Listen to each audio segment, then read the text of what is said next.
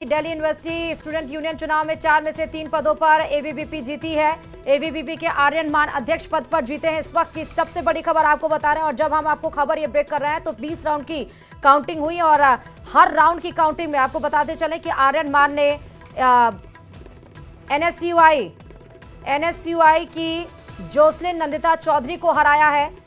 और ज्यादा और जानकारी के साथ संवाददाता विनीत इस खबर पर जुड़ चुके हैं। विनीत, एबीवीपी ने इस बार परचम लहराया है दिल्ली यूनिवर्सिटी स्टूडेंट यूनियन चुनाव में।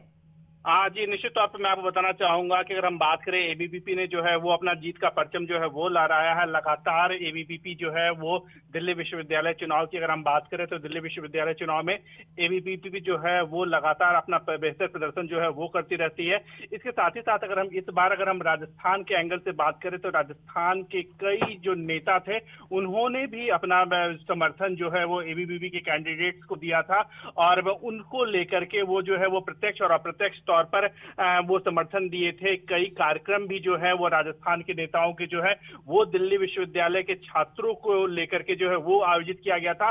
और उसके बाद अब हम यह देखते हैं कि जो एबीवीपी के जो कैंडिडेट्स हैं वो जीत गए हैं, तो एक बड़ी सफलता हम कह सकते हैं। अगर हम पिछले दिनों बात करें जिस तरह से दिल्ली की मुख्यमंत्री जो है वो रेखा गुप्ता जो है वो भी एबीवीपी से आई थी और डीयू में जो है उन्होंने भी चुनाव जो है छात्र संघ के चुनाव जो है वो भी जो उन्होंने जीता था। और अब जब रेखा गुप्ता फिर से दिल्ली की मुख्यमंत्री बनी है और जो जिस तरह से अगर हम बात करें दिल्ली विश्वविद्यालय छात्र संघ की चुनाव की बात करें, यहां पर भी बीजेपी के जो सहयोगी संगठन है एबीवीपी उसने अपनी जीत जो है वो हासिल की है। जी, 3 पदों पे बताया जा रहा है। एक तो अध्यक्ष पद तो बिल्कुल साफ है और 2 पद कौन से हैं विनीत जिस पर एबीवीपी ने जीत दर्ज की है?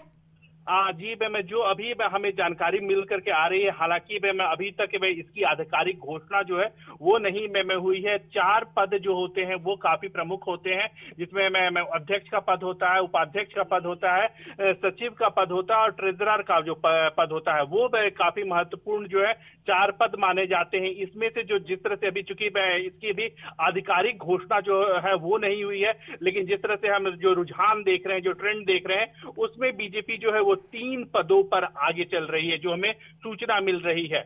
तो हम इसमें कह सकते हैं कि बीजेपी की एबीवीपी की जो है वो बड़ी जीत जो है वो दिल्ली विश्वविद्यालय छात्र संघ में जो है वो मिली है। जी हाँ, क्योंकि अब छात्र संघ चुनाव हो गया है, सबकी नजरें सुबह से कल, हालांकि जो वोटिंग परसेंटेज था विनीत वो काफी कम था, 39 दशमलव समथिंग कुछ वोटिंग परसेंट कल हुए थे और आज रिजल्ट आया है। जी, निश्चित तौर पर मैं आपको रोकना चाहूंगी विनीत। तो ये जश्न बनाते हैं, जब ये सीट हार जाते हैं तो उंगली उठाते हैं कि ये चीजें ऐसी ऐसी क्यों हुई।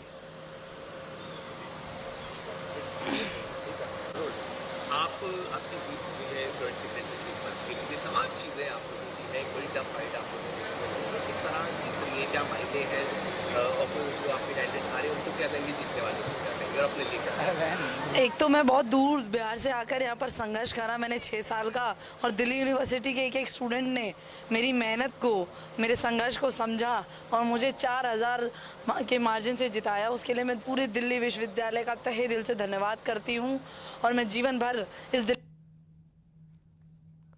तो आप ये एबीवीपी के छात्र को देख रहे हैं, आर्यन मान की आप सीधे तस्वीरें देख रहे हैं। देखिए काफी ज्यादा मार्जिन से जीते हैं जोसलिन नंदिता चौधरी, जो कि 3814 वोट से, हालांकि 7वें राउंड में उनको इतने मिले थे, और 8248 वोट 7वें राउंड में अगर हम बात करें तो आर्यन मान को मिले थे।